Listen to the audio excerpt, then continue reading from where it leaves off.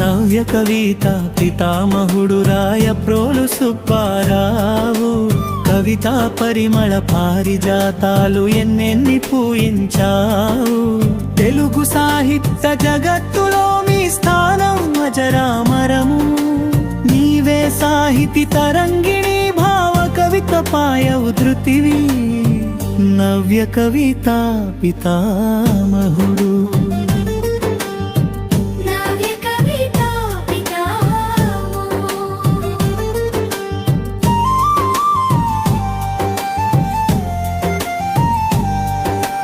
లలిత కావ్యమున ప్రకృతి సుందరి, నొసట నిలిపిన తిల్కమా.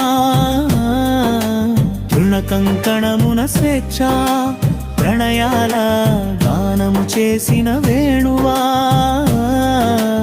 కష్టకమలకను పాపల్లో దేశభక్తి దీపాలు వెలిగించినావా.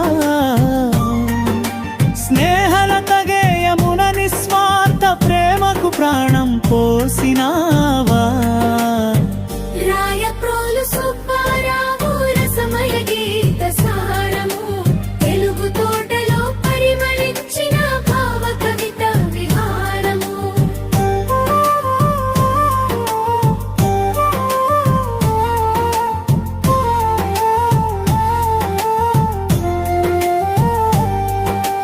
ఏ దేశమేగినా ఎందుకాలిడినా అని చాటిన దేశభక్తాగ్రణి.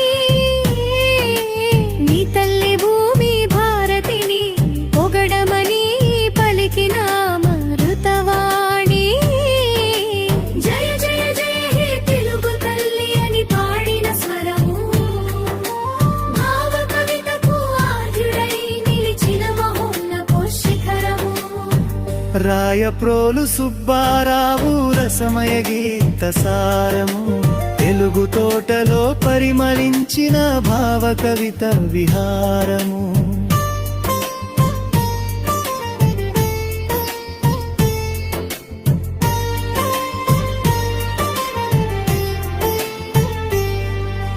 సరళ పదాలతో సజీవ కవితా శిల్పాలు చెక్కినవు. రచనా శైలితో పాఠకుల మనసులు దోచుకున్నావు. భావోద్వేగాలై సాగిపోవును నీ కవిత్వము. ఉపమాన సుధార సంతో మెరియును నీ గీతము. రాయప్రోలు సుబ్బారావు రసమయ గీత సారము. తెలుగు తోటలో పరిమళించిన భావ కవిత విహారము.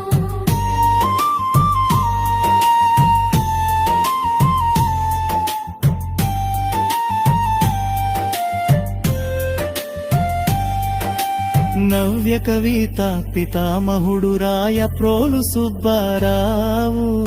కవితా పరిమళ పారిజాతాలు ఎన్నెన్నో పూయించావు.